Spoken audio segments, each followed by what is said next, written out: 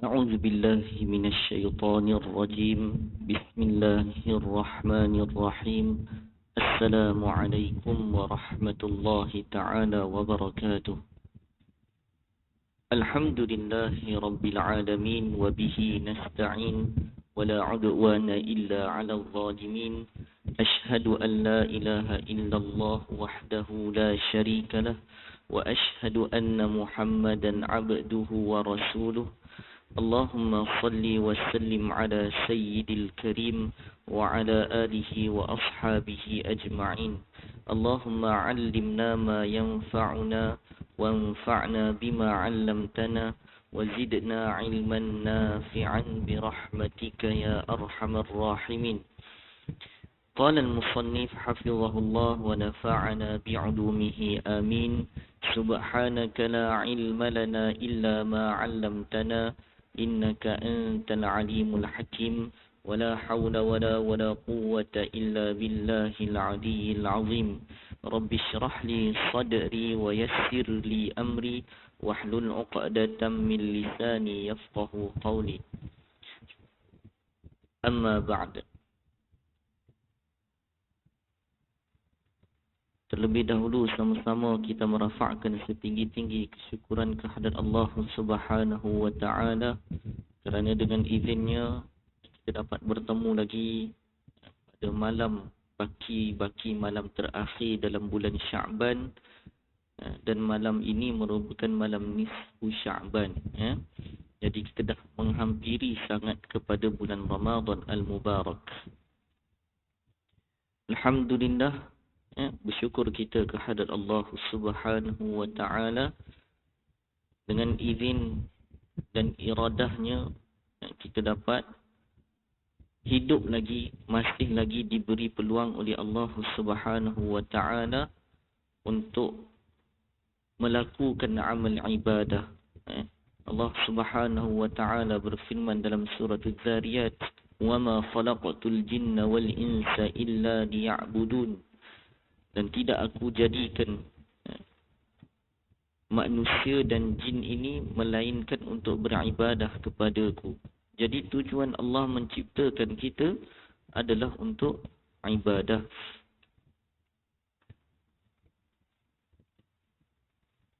Jadi hayatnya Allah berikan kepada kita ni adalah peluang untuk kita melakukan ibadah.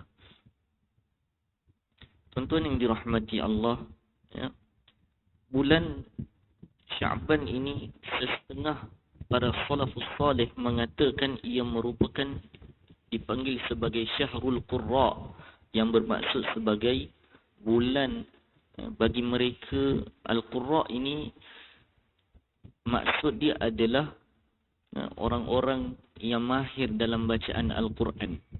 Orang-orang yang mahir dalam bacaan Al-Quran digelar sebagai Al-Qurra. Jadi sebahagian salafus salih memanfaatkan hidupnya Allah berikan sehingga pada bulan Sya'ban untuk membaca Al-Quran.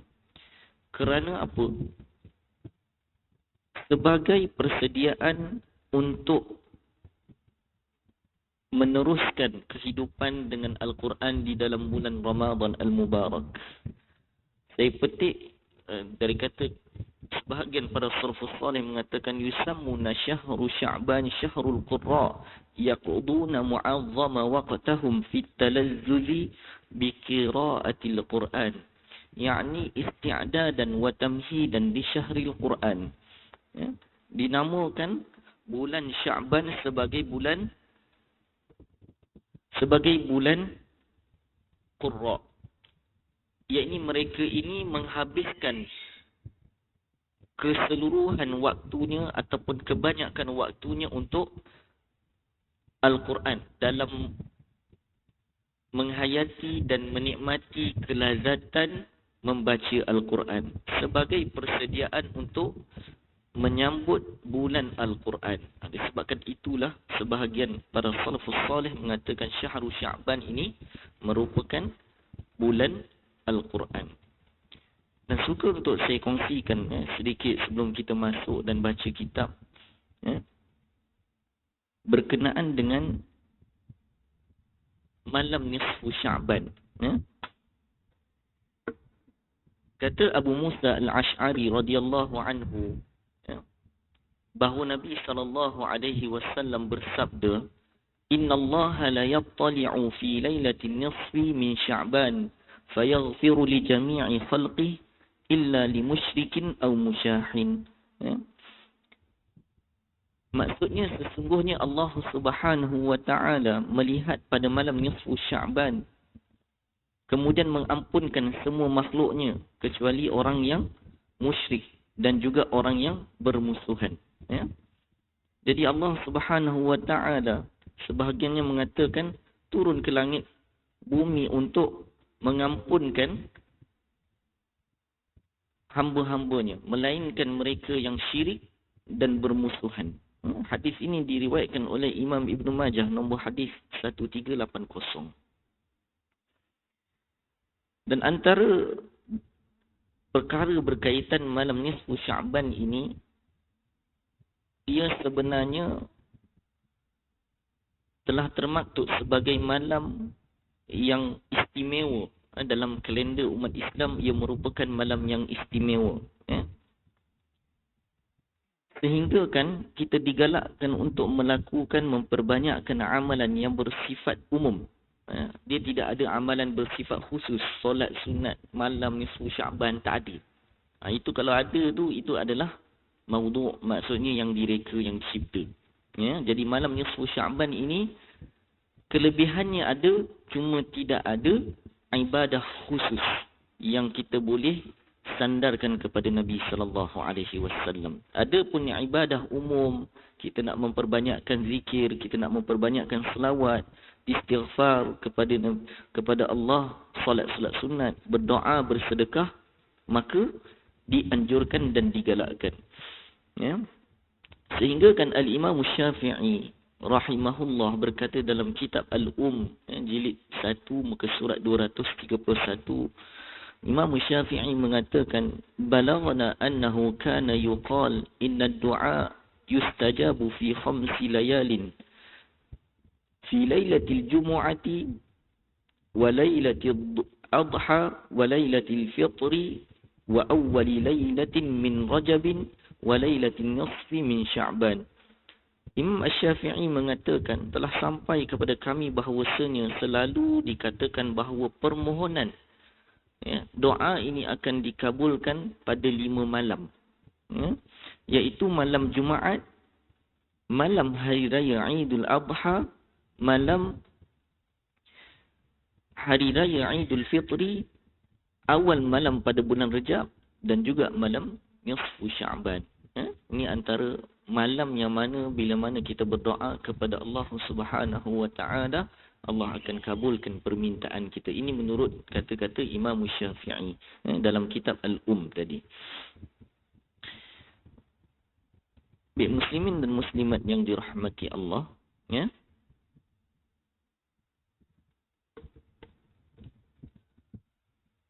Kita masuk kepada sambil-sambil tu kita masuk kepada pengajian kitab kita. Okey, baik. Sebelum ini pada bulan lepas kita telah menyentuh satu bab yang sangat penting, bab yang memberi kesan kepada bacaan Al-Quran, bab yang menunjukkan bacaan kita itu jelas atau tidak, iaitu dalam bahasa Arab disebut asyiddatu war-rakhawatu wal-bainiyatu, iaitu berkenaan dengan sifat huruf.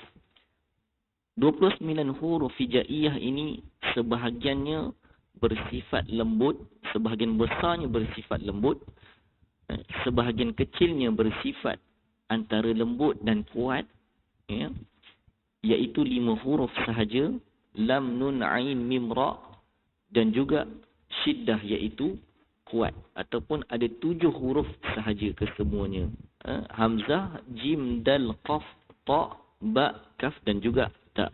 Ini adalah huruf-huruf yang bersifat kuat. Jadi syiddah dan rakhawah dan bainiyah ini ceritanya adalah berkenaan dengan pembahagian huruf mengikut perjalanan suara pada makhraj huruf tersebut. Ya, ada huruf yang kita sebut sebagai kuat, iaitu huruf tersebut bila mati ataupun bertanda sabdu padanya, maka huruf itu disekat bunyinya. Manakala huruf yang bersifat bainiyah, iaitu antara syiddah dan rakhawah, 5 huruf ini lam, nun, ain, mim, ra, ia bersifat separuh daripada kuat, separuh daripada longgar, sebahagian sahaja suara kita yang ditahan. Manakala huruf yang bersifat rakhawah, kesemua huruf-huruf ini tidak ditahan apabila ia mati ataupun ada tanda sabdu. Contoh macam huruf sin, bis. Kita baca dengan bis. Kita tak baca bis. Kita tak sekat bis. Kita lepaskan. Ini berkenaan dengan bab sifat syiddah, rakhawah dan bainiyah. Baik. Kesemua huruf-huruf hijaiyah di dalam Al-Quran ini sama ada ia berbaris ataupun mati. Maka bagi huruf yang berbaris, dalam muka surat 128 kitab ni sebut, tempoh bacaan huruf-huruf yang berbaris adalah sekata. Sekata maksudnya sama panjang bila kita sebut. Tidak kira baris atas, baris bawah ataupun baris hadapan. Sebagai contoh kita ambil perkataan kutiba. Satu kaf baris depan, tak baris bawah, ba baris atas. Mesti sebutan itu dari segi kadarnya sama sahaja. Tidak boleh satu panjang, satu pendek. Mesti sama. Tak boleh kutiba. Tak boleh. Mesti kutiba. Ini bagi huruf yang satu harakat sahaja. Kalau 2 harakat ke atas tu, ikut pada, kita akan sebut kadarnya tu mengikut kesesuaian panjangnya. Mengikut kesesuaian harakatnya. Adapun bagi huruf yang mati, tempoh bacaan huruf-huruf yang mati adalah sekata ataupun bersesuaian dengan tempoh laluan suara ke atasnya. Sebagai contoh perkataan yastabshirun. Ada dekat situ beberapa huruf yang mati. Yang pertama huruf sin, yas. Yang kedua huruf ba mati. Yastabshirun. Dan yang ketiga adalah huruf yang di akhir perkataan tersebut, iaitu huruf nun itu sendiri. Maka bila kita baca huruf-huruf yang mati ini, mesti sesuaikan mengikut kadar huruf itu disebut. Bersesuaian dengan sifat ni, syiddah, rakhawah dan juga bainiyah. Mesti sesuai. Contoh bagi huruf sin, jelas. Kadar dia tu. Yes. Huruf ba, tab. Okay. Kalau kita tak sebut qalqalah, maka jelas. Huruf itu disekat bunyinya. Tab. Tapi sebab dia ada qalqalah, maka kita akan baca dengan tab.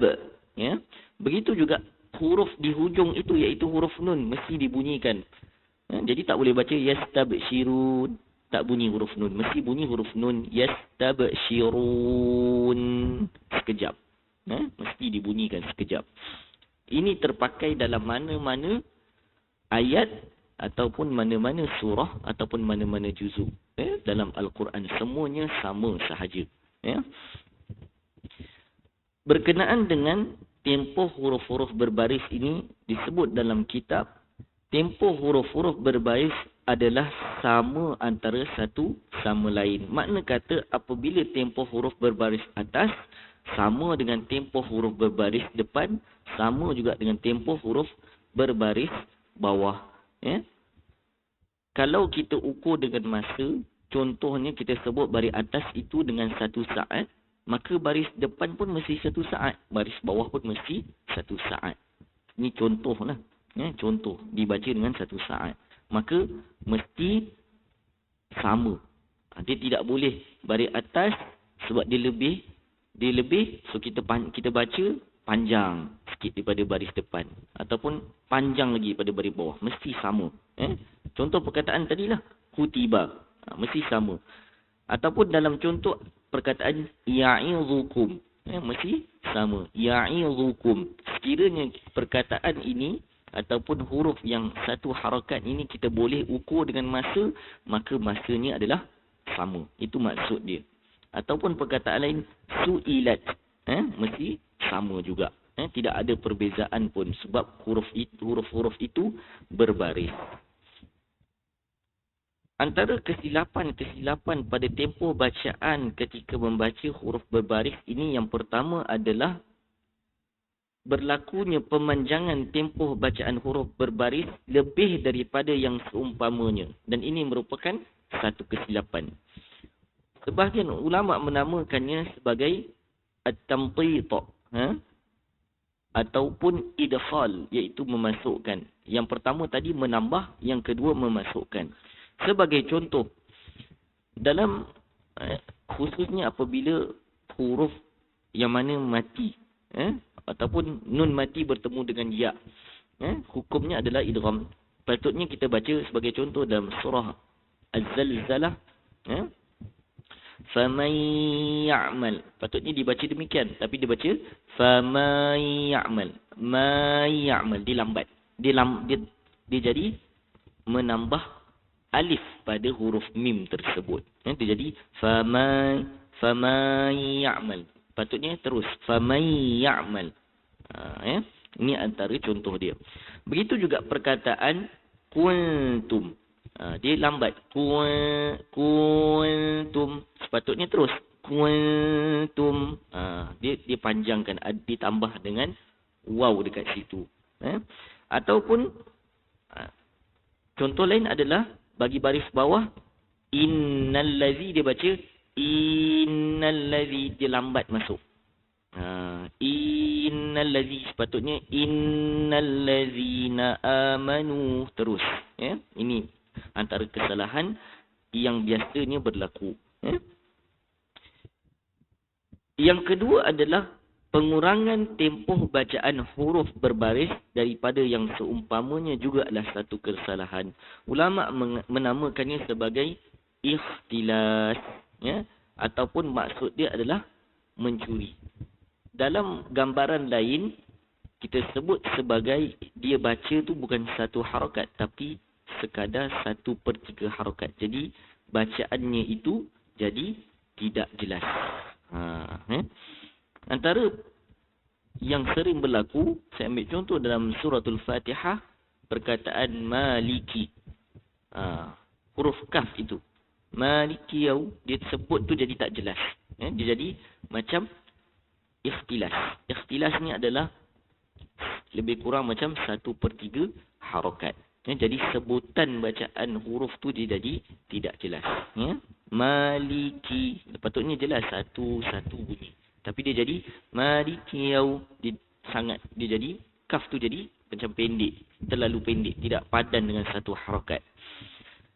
Kalau dalam kitab disebut, contoh yang disebut adalah ya'murukum. Disebut ya'murukum, tidak sampai kepada satu harakat tu. Jadi bacaan tu jadi tidak jelas. Kita tak tahu apa huruf yang disebut. Ini antara kesalahan juga.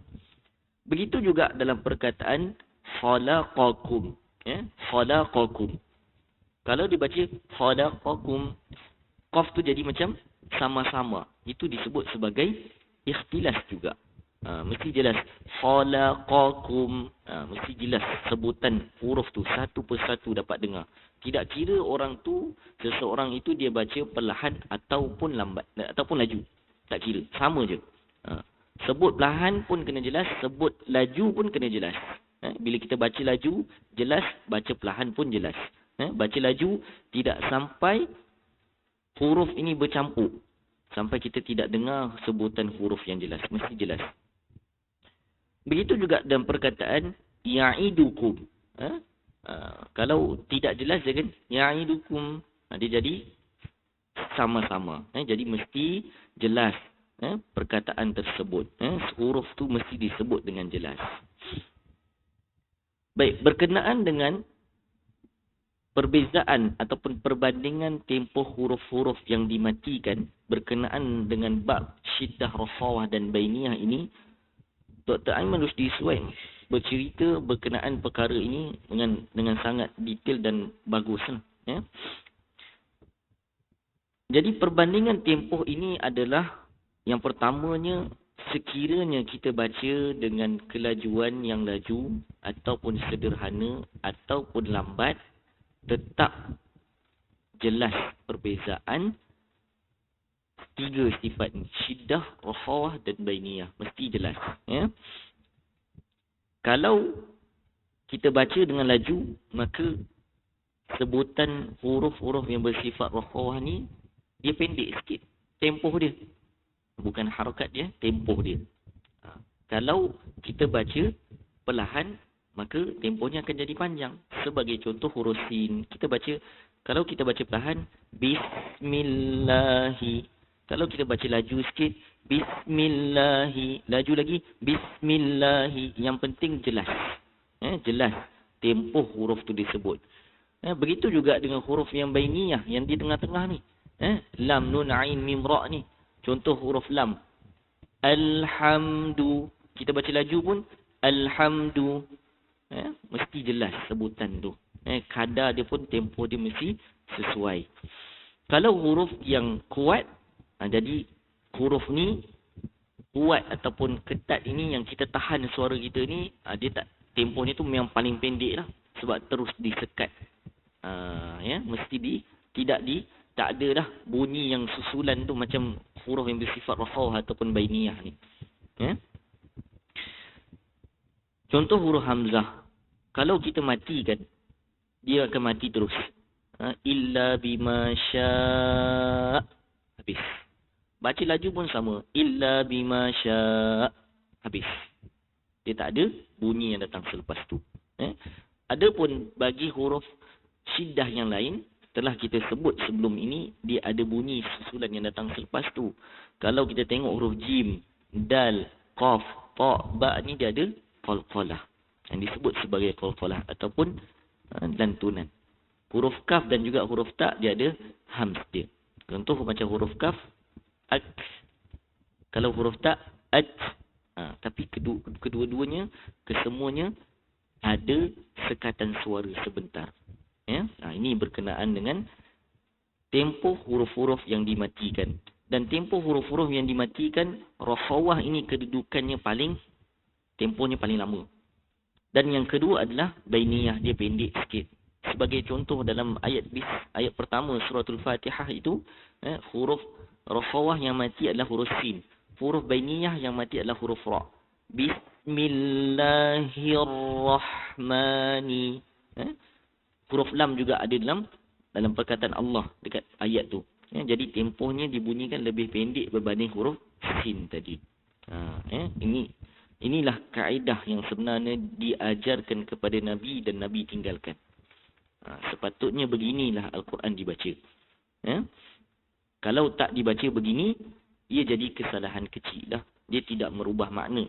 Cuma hilanglah kesempurnaan Al-Quran itu.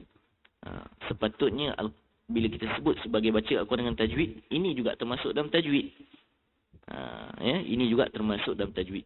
Dr. Aiman Rusli Suhaib menyebut, nazal al-Qur'ana mujawwadan. Al-Quran ini telah turun dalam keadaan bertajwid. Maka ini juga sebahagian daripada tajwid yang patutnya kita kena amalkan, kena buat. Sebab Al-Quran ini sifatnya sempurna. Maka kita yang membacanya perlu menyempurnakan. Perlu menyempurnakan. Dan Allah Subhanahu wa taala menyebut warattilil qur'ana tartila, dan hendaklah Al-Quran itu dibaca dengan tartil. Ini termasuk dalam tartil. Kalau tidak dibaca macam ni, hilanglah tartil tu. Sebab tartil ni merangkumi semua perkara hukum hakam tajwid. Makhraj huruf, sifat huruf, sifat-sifat yang mendatang, termasuk hukum-hukum mim dan nun. Hukum mim dan nun yang ada tanda sabdu, hukum mim dan nun mati dan tanwin, panjang pendek, itu semua termasuk dalam tartil ataupun tajwid. Baik.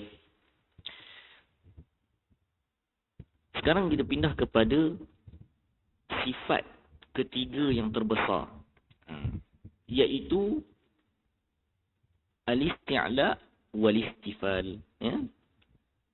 Bahasa kita selalunya kita sebut sebagai tebal dan nipis. Itu je.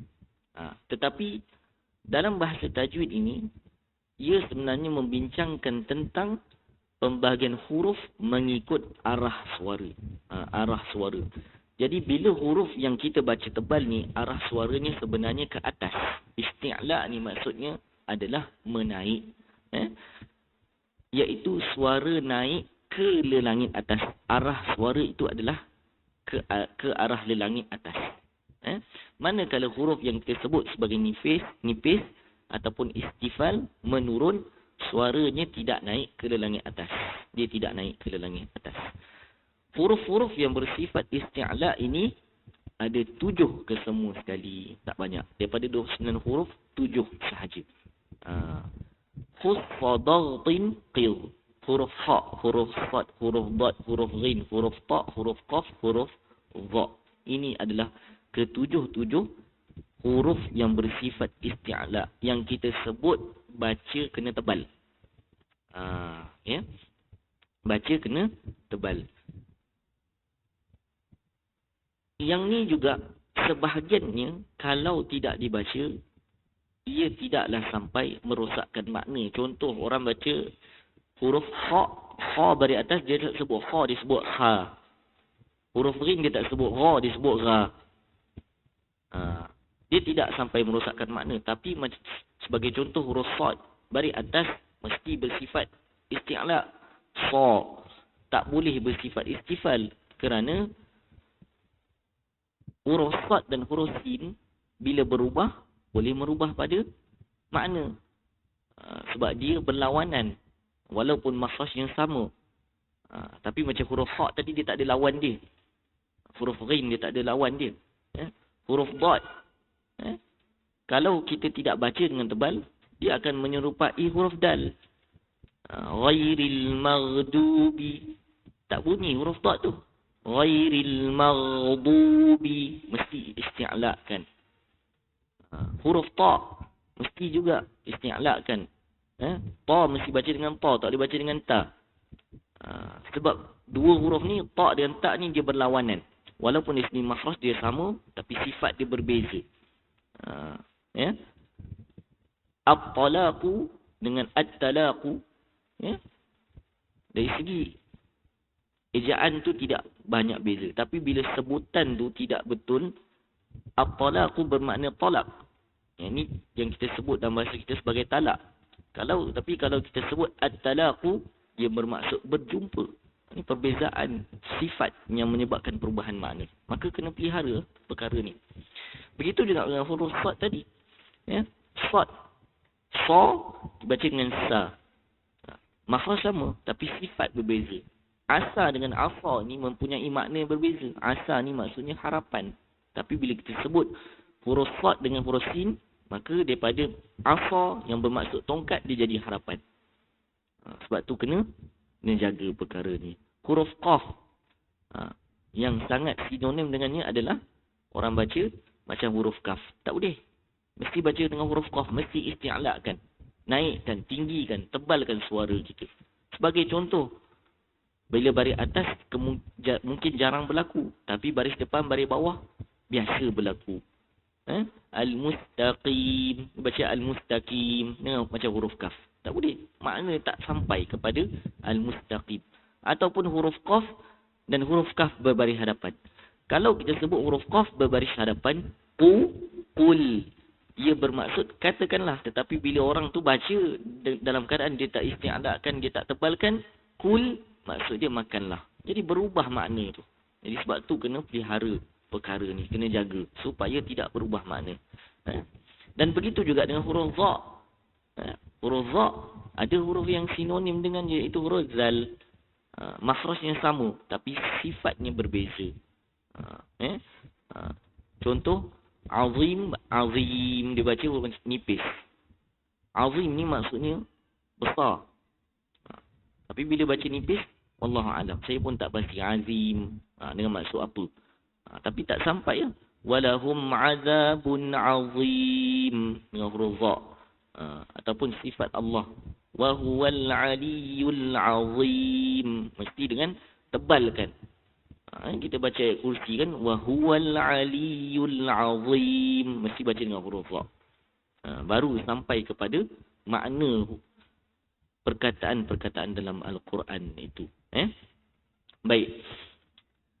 Apakah perbezaan arah pergerakan suara pada huruf-huruf isti'la dan istifal? Seperti mana yang disebutkan tadi, bagi huruf yang isti'la, contoh huruf qaf, suara kita ni akan naik ke atas.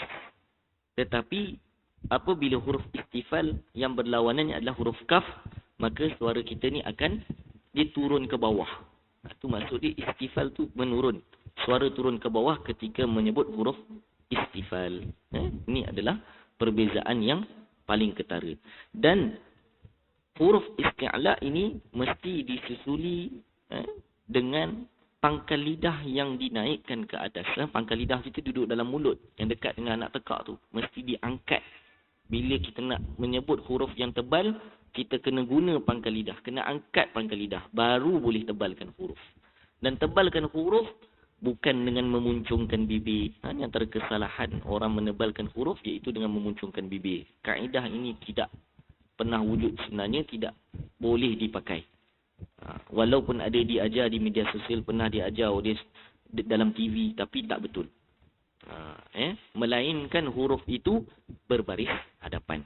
Kalau berbaris bawah, berbaris atas, jangan muncungkan bibir. Sebab huruf tebal bukan dengan memuncungkan bibir, iaitu dengan mengangkat ataupun menggunakan pangkal lidah. Itulah kaedah yang sebenar yang diajar oleh Nabi SAW. Baik, yang terakhir sebelum masuk waktu Isyak. Tafkhim, yang tebal yang kita selalu sebut itu dari segi bahasanya adalah pembesaran. Dari segi istilah adalah ketebalan pada huruf yang memenuhi mulut disebabkan kesempitan pada tekak serta suara yang naik ke lelangit. Tafkhim juga diiringi sifat isti'la. Huruf yang ditebalkan sebagai huruf qaf tadilah. Itu adalah huruf yang bersifat tafkhim.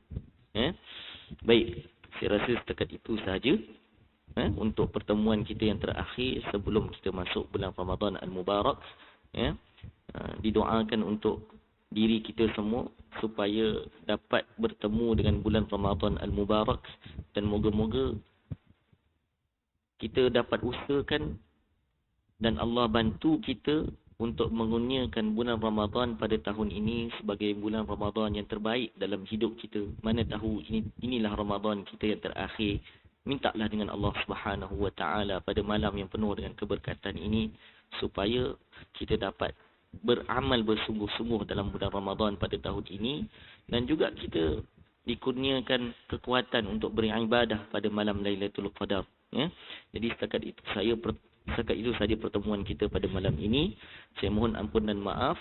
Aqulu qawli hadza wa astaghfirullahal azim li wa lakum. Wassalamu alaikum warahmatullahi taala wabarakatuh.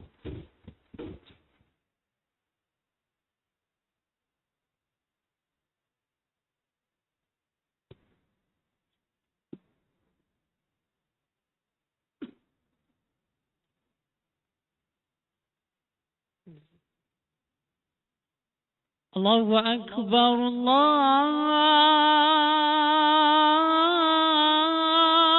Akbar, Allahu Akbar, Allahu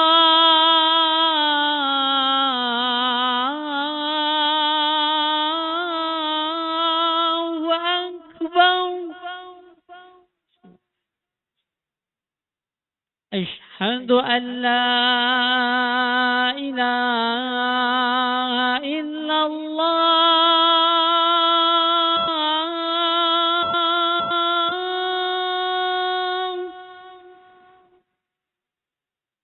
أشهد أن لا إله إلا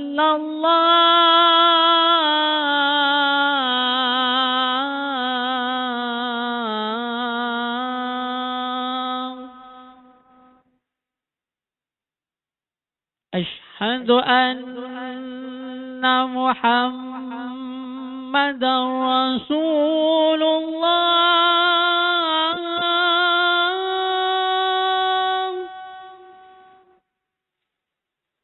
أشهد أن محمدا رسول الله.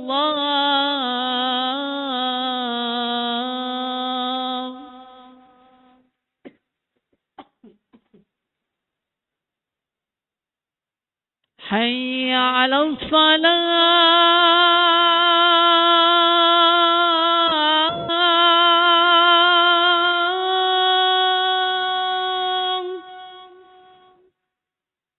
حي على الصلاة.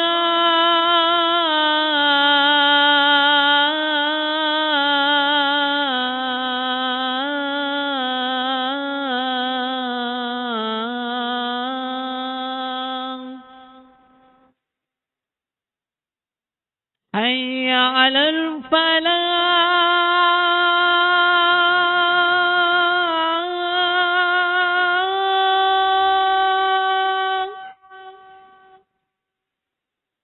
حي على الفلاح.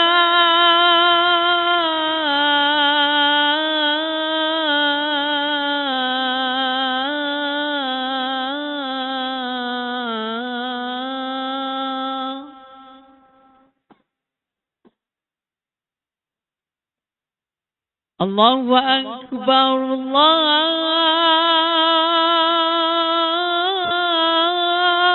الله أكبر. لا